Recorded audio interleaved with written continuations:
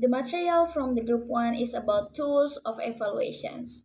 An evaluation tools is a tools used to make it easier for someone to carry out tests or achieve goals more efficiently in evaluation activity. Jadi, alat evaluasi itu adalah alat yang digunakan untuk memudahkan seseorang dalam melaksanakan tugas atau mencapai tujuan yang lebih efisien dalam kegiatan evaluasi.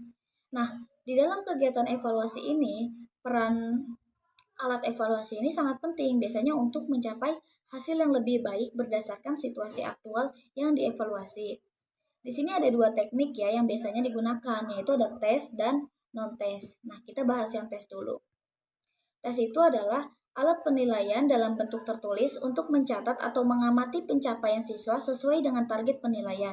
Biasanya itu jawaban yang diharapkan itu bentuknya tulisan, lisan, ataupun tindakan. Nah, kalau tes ini dibagi menjadi 5 grup. Yang pertama itu by its natures atau menurut sifatnya. Ada verbal test atau tes yang menggunakan bahasa sebagai alat untuk melakukan tesnya. Nah, tes verbal ini biasanya terdiri dari oral test atau tes lisan and written test atau tes tulis. Selanjutnya ada non-verbal. Tadi kan tes verbal, sekarang non-verbal. Kalau non-verbal itu biasanya kebalikannya atau tes yang tidak menggunakan bahasa sebagai alat untuk melakukan tesnya. Tetapi dia itu menggunakan gambar atau dengan tes ini tuh tester itu menghendaki adanya respon dari tester menggunakan menggunakan menggunakan tindakan. Gitu. Selanjutnya itu ada according to purpose atau sesuai dengan tujuannya. Nah, yang pertama itu ada tes bakat. Biasanya tes bakat ini buat mengetahui kemampuan dasar yang bersifat potensial ya. Selanjutnya ada tes kecerdasan. Tes kecerdasan ini tujuannya untuk mengungkap atau mengetahui tingkat kecerdasan seseorang. Selanjutnya ada tes prestasi belajar. Biasanya dilakukan untuk mengetahui prestasi seseorang siswa dari mata pelajaran yang telah diberikan. Selanjutnya ada diagnosis tes. Biasanya digunakan untuk menggali kelemahan yang dihadapi seorang siswa, terutama kelemahan yang dialami saat belajar. Selanjutnya ada attitude test atau tes sikap. Tes sikap ini biasanya untuk mengetahui sikap seseorang atau sikap murid ya terhadap sesuatu. Dan yang terakhir itu ada tes minat. Jadi tes itu digunakan untuk mengetahui minat seorang murid terhadap hal-hal yang mereka sukai. Lalu yang ketiga ada according to pembuatannya atau menurut pembuatannya itu ada dua, ada tes terstandar dan tes buatan guru. Kalau tes standar itu tes yang dibakukan mengandung procedures yang seragam untuk menentukan nilai dan administrasinya. Selanjutnya ada tes buatan guru. Biasanya tes buatan guru ini cenderung difokuskan pada tujuan instruksional untuk kelas. Biasanya buat kepentingan prestasi siswa atau prestasi belajar. Selanjutnya ada according menurut bentuk soalnya. Yang pertama itu ada descriptive test atau tes uraian, dan yang kedua itu ada objective test atau tes objektif. Pengertiannya sama, tes yang bentuk soalnya itu sedemikian rupa sehingga memberi kesempatan kepada murid untuk menjawab secara bebas dengan uraian. Lalu yang terakhir itu menurut objek yang ditesnya atau ditinjau dari objek yang dites. Gitu.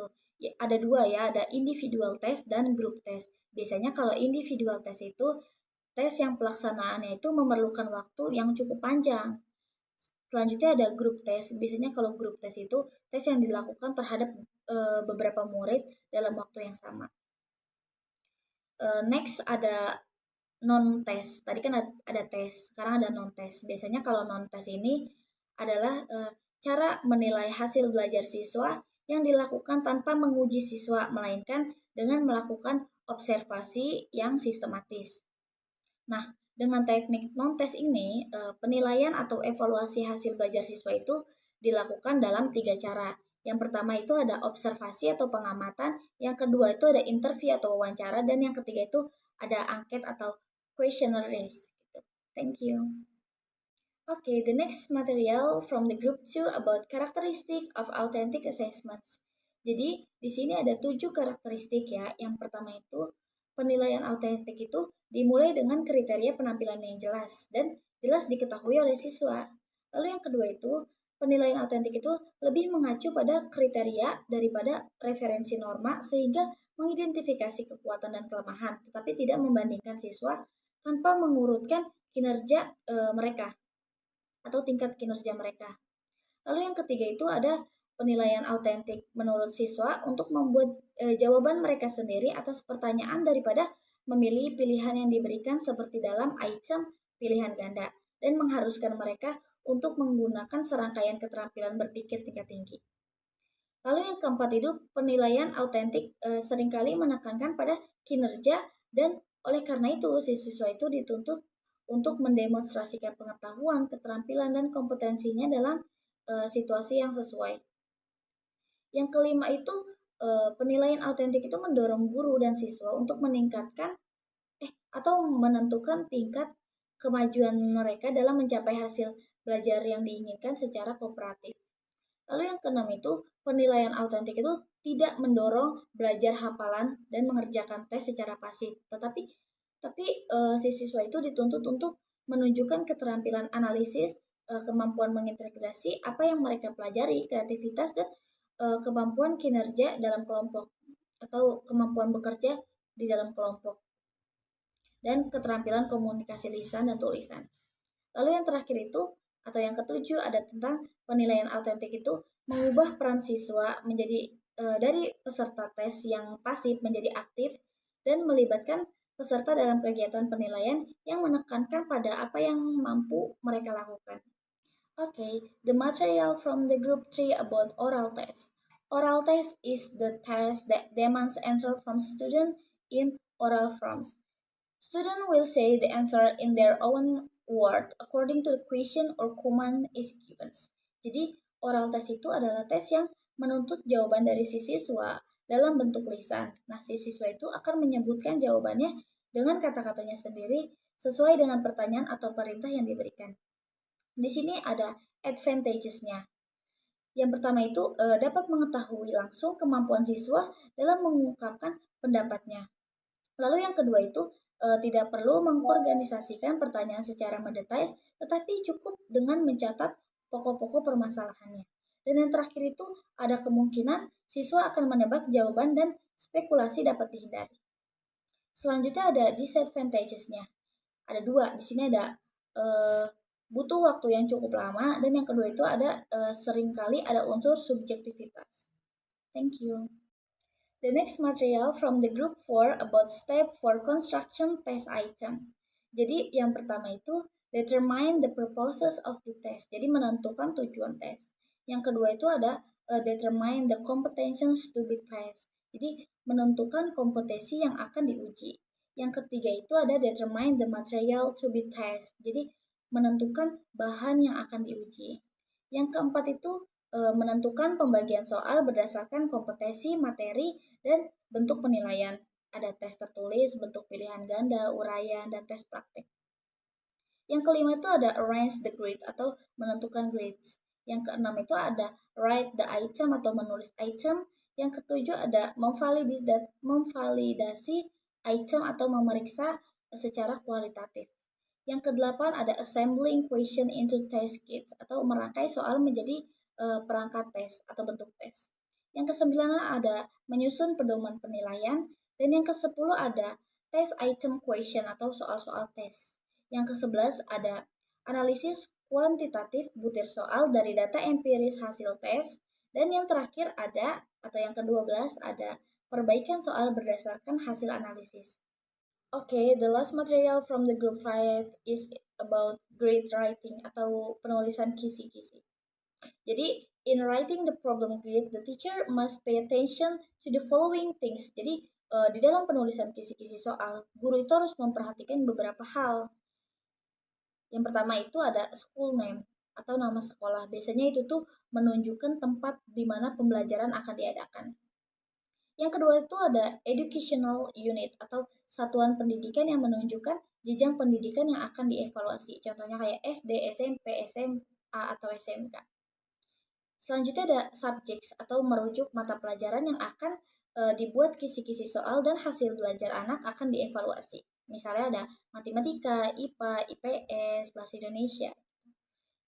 Next ada kelas atau semester. Jadi menunjukkan level yang akan dievaluasi dengan mencantumkan ini.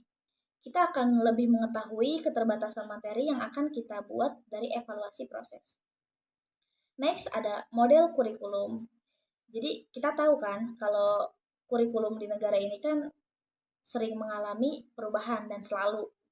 Jadi untuk itu kita menginformasikan kurikulum yang digunakan dalam penyusunan kisi-kisi penulisan soal. Misalkan ada KTSP atau KT-GALAS gitu-gitu.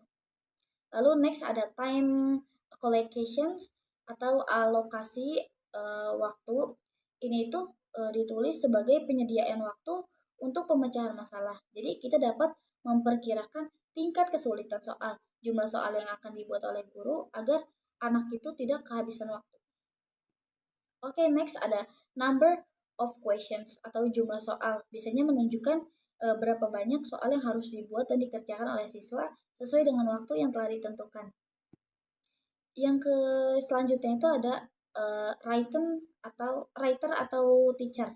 Biasanya itu untuk menunjukkan identitas guru mata pelajaran atau penulis kisi soal-soal.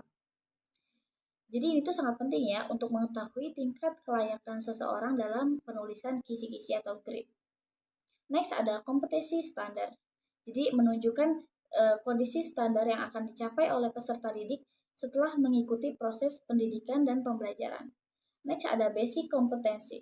Jadi biasanya menunjukkan apa yang seharusnya dimiliki siswa setelah mengikuti proses pembelajaran. Ini menyajikan untuk mengevaluasi tingkat pencapaian. Next ada subject matter. Biasanya menunjukkan semua materi yang disediakan untuk proses pembelajaran. Next ada indikator questions atau menunjukkan perkiraan kondisi yang diambil dalam soal ujian. Lalu next ada question forms atau bentuk soal yang dimaksud itu ada test subject atau objektif gitu. Untuk memudahkan kita dalam menyusun soal kita harus menentukan bentuknya. Jadi yang terakhir ada question number, jadi nomor soal biasanya menunjukkan urutan soal untuk materi atau soal yang dibuat oleh guru. Thank you.